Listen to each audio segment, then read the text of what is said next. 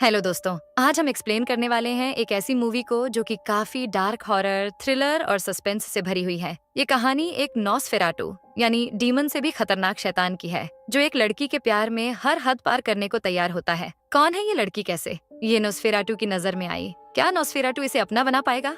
आइए बिना देरी किए वीडियो की शुरुआत करते हैं। दोस्तों, कहानी की शुरुआत होती है एक अंधेरे घर से, जहाँ एलेन नाम की एक लड़की काफी उदास परेशान थी। एलेन बचपन से ही काफी अकेली रहती थी और अब यही अकेलापन इसकी उदासी की वजह भी बन गया था। ये किसी भी तरह अपनी बेरंग खाली जिंदगी को खुशहाल बनाना चाहती थी, इसलिए ये रात को आसमान की तरफ देखकर विश मांगती है और अपने पास किसी को बुलाती है, अब वो चाहे स्पिरिट हो या गार्डियन एंजल। लेकिन तभी इसकी ये विश पूरी हो जाती है और एक डरावनी आवाज में कोई रिप्लाई देता है। एक अनजान शख्स एलेन के सामने आता है और इसे बताता है कि वो अंधेरे से निकलकर इंसानों में आया है और इसके आने की वजह सिर्फ और सिर्फ एलेन ही है, क्योंकि उसने ही उसे बुलाया है और अब से वो सिर्फ उसकी है। एलेन भी अपने आप को इसे सौंप देती है और एंटिटी के साथ एक अलग दुनिया में पहुंच जाती है, जहां एंटिटी और एलेन दोनों इंटीमेट होते हैं। और फिर कुछ ही मिनट में ये एंटिटी एक डरावने रूप में आकर एलेन पर हमला कर देता है, जिससे एलेन बुरी तरह से डर जाती है और जब इसकी आंख खुलती है तो ये अपने बेड पर लेटी होती है। इसके बाद कहानी कुछ समय बाद की दिखाई जाती है।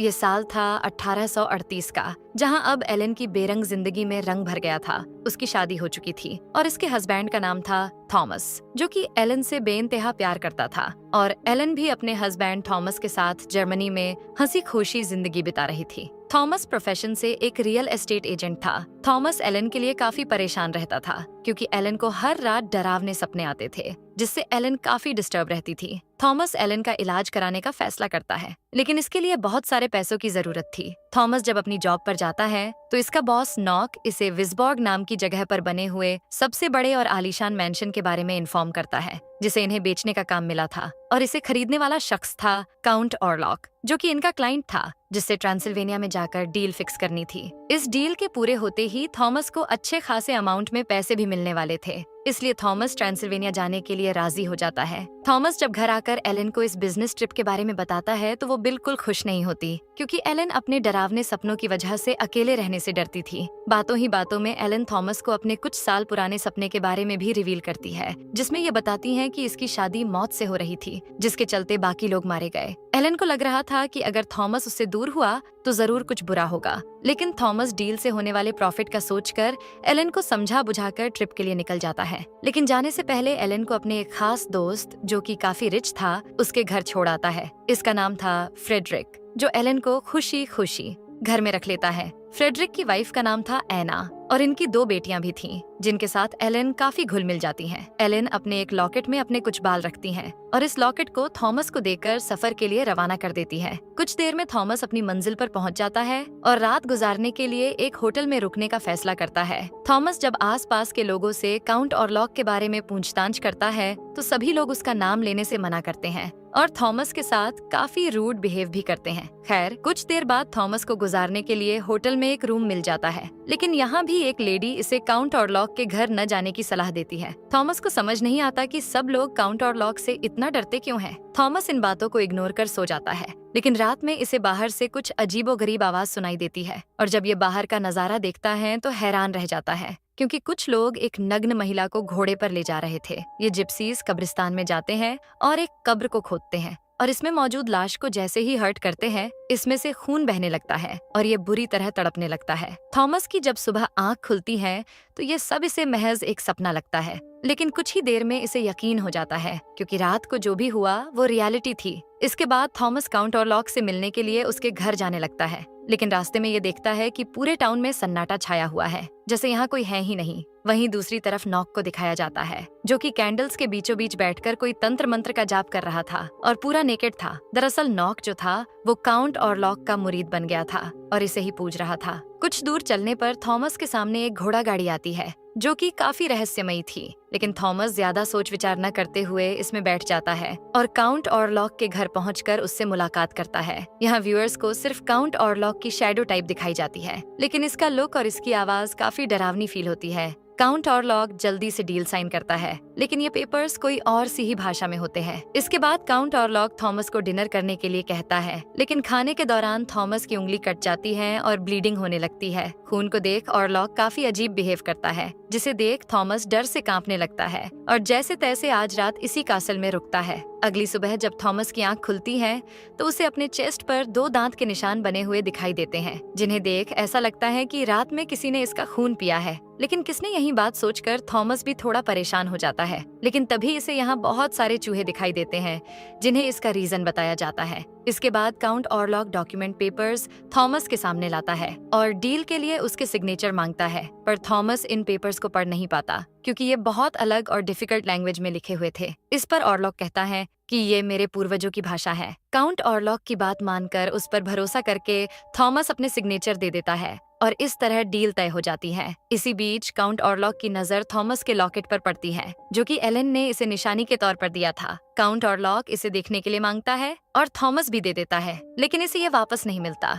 डील फिक्स होने के बाद ऑरलॉक थॉमस को कुछ गोल्ड कॉइन्स देता है। अब डील हो चुकी थी, इसलिए थॉमस यहाँ से घर वापस जाने के लिए कहता है, लेकिन इतने में ही इसकी आंख खुलती है और थॉमस को समझ नहीं आता कि ये सपना था या हकीकत। थॉमस जब अपने चेस्ट पर देखता है तो फिर से उसे 2 दांत बने दिखाई देते हैं और अब तो ये घाव और भी ज्यादा बढ़ गया था। थॉमस इस महल और काउंट ऑरलॉक से काफी डर चुका था, इसलिए ये यहाँ से निकलने की कोशिश करता है और पूरे महल को चेक करता है। इसी बीच घूमते घूमते ये एक सीक्रेट चैम्बर में भी एंटर करता है, जहाँ इसे काउंट ऑरलॉक की बड़ी सी शाही चेयर और एक ताबूत दिखाई देता है। थॉमस हिम्मत करके जैसे ही इस कॉफिन को ओपन करता है तो इसके पैरों तले जमीन खिसक जाती है, क्योंकि इस ताबूत के अंदर काउंट ऑरलॉक की ही डेड बॉडी थी, जो काफी खराब हालत में थी। ये सब देख थॉमस को यकीन हो जाता है कि काउंट ऑरलॉक कोई इंसान नहीं बल्कि बुरी स्पिरिट है, इसलिए ये बिना देरी किए इस पर हमला कर देता है। पर इतने में ही काउंट ऑरलॉक जाग जाता है और थॉमस को ही अपने कंट्रोल में ले लेता है और थॉमस पर अटैक कर उसे बेहोश कर देता है।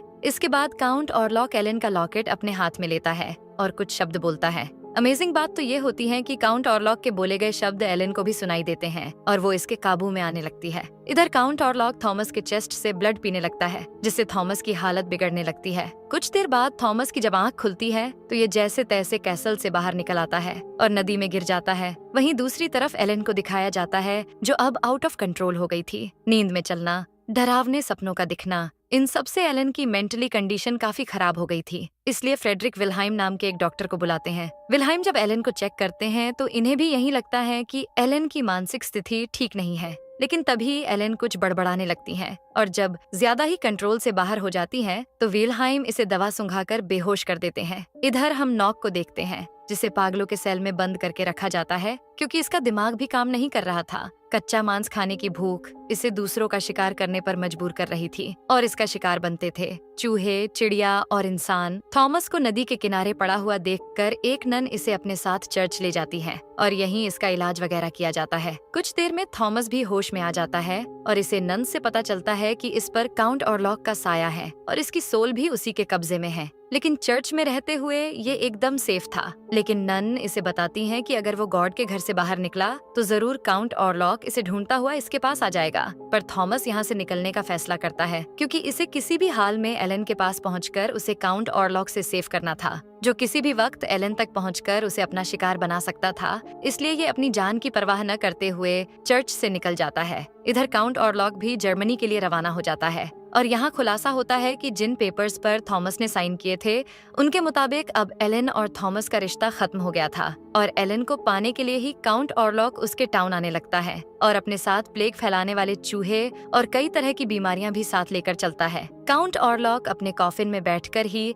शिप की मदद से विस्बॉर्ग जा रहा होता है और जिस शिप पर यह मौजूद होता है उसमें भारी तबाही देखने को मिलती है। कई चूहे इसकी कब्र से निकलकर शिप के लोगों को खत्म करने लगते हैं और ऑरलॉक भी पढ़ाई करते हुए अपने सफर के लिए आगे बढ़ता है और इसकी चैंटिंग्स एलन को भी सुनाई देती हैं। कुछ समय बाद ऑरलॉक वाइसबॉर्ग आ जाता है और चूहों को चारों तरफ तबाही मचाने के लिए फैला देता है। इसके बाद सीन शिफ्ट होता है एलन पर, जिसे देखने के लिए अब वाइल्हाइम के हेड एल्बिन आते हैं। एलन ने इन्हें अपने नाइटमेयर्स के बारे में बताती हैं और फिर अचानक से कहीं खो जाती हैं। एल्बिन एलन की रिस्ट पर कट लगाते हैं, लेकिन इसे दर्द महसूस नहीं होता। ये देख एल्बिन को समझ आ जाता है कि एलन किसी मेंटल इलनेस का शिकार नहीं है, बल्कि इसकी सोल ईविल के कंट्रोल में है, जो कि इंसानी दुनिया में ना होकर एंटिटी की दुनिया में ही मौजूद है। लेकिन जब ये बात एल्बिन फ्रेडरिक और एना के साथ शेयर करते हैं, तो उनका मानना होता है कि एलन थॉमस के दूर जाने की वजह से बीमार और परेशान है। सच्चाई तो ये थी कि एलन काउंट और लॉक जैसी खतरनाक एंटिटी के कब्जे में थी, जिसे एलन ने खुद ही अपने आप को सौंपा था। दोनों ने फिजिकल रिलेशन बनाया और इन दोनों के बीच एक अलग ही लव अफेयर हो गया। लेकिन थॉमस से शादी के बाद एलन ऑरलॉक से दूर होकर थॉमस के साथ रहने लगी, इसलिए अब ऑरलॉक एलन को लेने आ रहा था। इस बात का पता एलन को भी लग जाता है। थ्रू नाइटमेयर्स ऑरलॉक एलन को बताता है कि अगर वो अपनों को नहीं खोना चाहती तो उसे खुद को उसे सौंपना पड़ेगा। ऑरलॉक से मिलने के लिए नॉक भी अपने सेल से भाग जाता है और ऑरलॉक से मिलता है, जो नॉक को बताता है कि मैं एलन को उसकी मर्जी से पाना चाहता हूँ और इसके लिए मैं कुछ भी कर सकता हूँ। इसके बाद ऑरलॉक पूरे शहर में चूहों से प्लेग फैला देता है और बड़ी तादाद में लोग मारे जाते हैं। इधर थॉमस भी एलन से मिलता है, जिसकी हालत अब बहुत खराब थी। एल्बिन जब मरे हुए लोगों को एनालाइज करते हैं तो समझ जाते हैं कि ये सब प्लेग के साथ साथ अनीमिया की वजह से मारे गए हैं और इसमें ऑरलॉक का ही हाथ है। लेकिन फ्रेडरिक अब भी डीमंस पर यकीन नहीं करता। इधर थॉमस पर भी ऑरलॉक का साया था, इसलिए इसे भी डरावने सपने आने लगते हैं, जिनसे थॉमस बहुत ज्यादा डर जाता है और एलन को अपने आप से दूर कर देता है।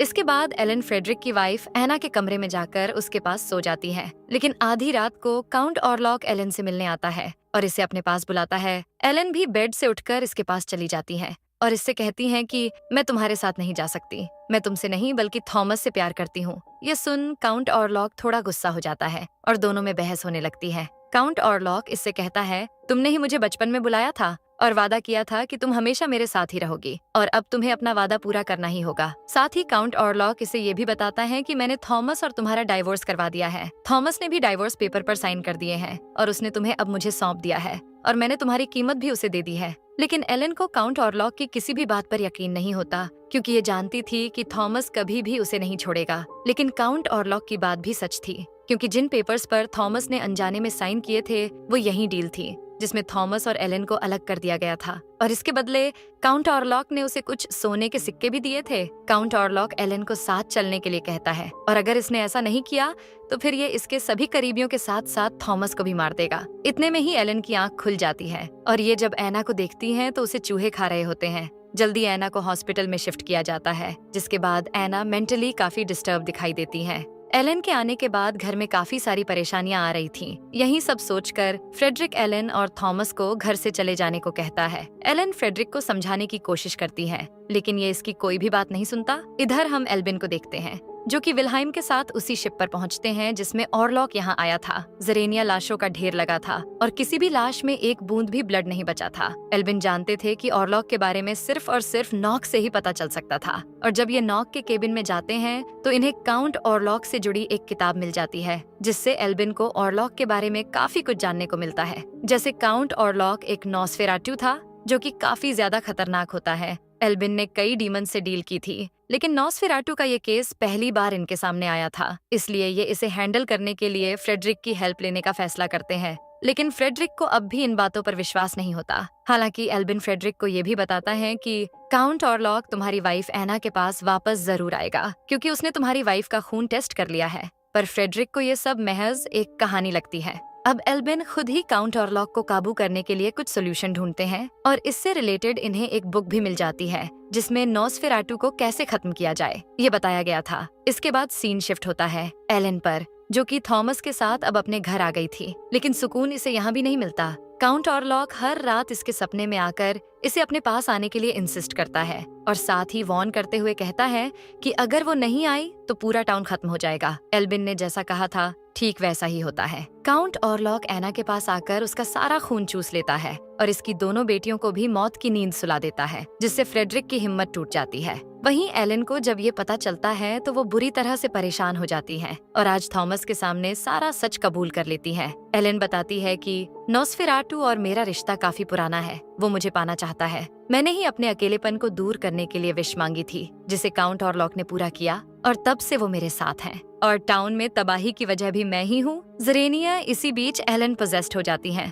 और थॉमस एलन को कंट्रोल करने के लिए, अपना प्यार शो करने के लिए उसके साथ इंटीमेट होता है और ये साबित करता है कि वो हमेशा उसके साथ ही रहेगा। इधर हम फ्रेडरिक को देखते हैं जो एना की डेड बॉडी देख बुरी तरह से रोने लगता है और इसकी स्पिरिट से बात करने का ट्राई करता है। फ्रेडरिक इस हद तक मेंटली डिस्टर्ब हो जाता है कि ये एना की लाश के साथ ही इंटीमेट हो जाता है और प्लेग के चलते मौत को गले लगा लेता है। इसके बाद एल्बिन और थॉमस आकर इन लाशों को आग के हवाले कर देते हैं ताकि प्लेग न फैले। इसके बाद थॉमस एल्बिन काउंट ऑरलॉक को मारने का फैसला करते हैं और एल्बिन जाते वक्त एलन से कहता है कि तुम ही इस टाउन को बचा सकती हो, आज रात तुम्हें ही ऑरलॉक को काबू करके रखना होगा। एलन भी इसकी बात मान लेती है। अब थॉमस, एल्बिन और एक साथी ये तीनों मिलकर काउंट ऑरलॉक के नए कैसल में पहुंच जाते हैं और जब उसका ताबूत खोलते हैं तो उसमें नॉक होता है जिसे ये मार देते हैं और समझ जाते हैं कि जरूर काउंट ऑरलॉक नॉक को यहाँ लेटाकर एलन के पास गया है। इधर एलन भी अच्छे से तैयार होकर समन करके काउंट ऑरलॉक को अपने पास बुलाती है और कुछ ही देर में नॉसफेराटू इसके पास आ जाता है जो कि एलन को हद से ज्यादा प्यार करता था। नॉसफेराटू के आते ही एलन इससे कहती है कि मैं अपना वादा पूरा करने के लिए तैयार हूँ। एलन अपनी मर्जी से नॉसफेराटू को अपना लेती है और यही नॉसफेराटू भी चाहता था। दोनों यहाँ एक दूसरे को किस करते हैं और फिर नॉसफेराटू एलन के करीब आने लगता है और इसके साथ इंटीमेट होने लगता है और एलन भी इसके खिलाफ नहीं होती। इसके बाद नॉसफेराटू एलन के चेस्ट पर अपने दांत गड़ा देता है और इसका खून चूसना शुरू करता है और इस तरह दोनों ये रात एक साथ गुजारते हैं और कुछ देर बाद सूरज की किरणें टाउन में फैलने लगती हैं। जैसे ही ये किरणें खिड़की से होती हुई नॉसफेराटू पर पड़ती हैं, नॉसफेराटू बुरी तरह से जलने लगता है और यही एलन का प्लान था। दरअसल नॉसफेराटू को सूरज की किरणें ही जलाकर मार सकती थीं। यही वजह थी कि सूरज की रोशनी से छिपने के लिए नॉसफेराटू अपने कॉफिन में रहता था और रात में ही बाहर निकलता था। ये बात एल्बिन भी जान चुके थे, इसलिए इन्होंने एलन को आज रात नॉसफेराटू को काबू करने के लिए कहा।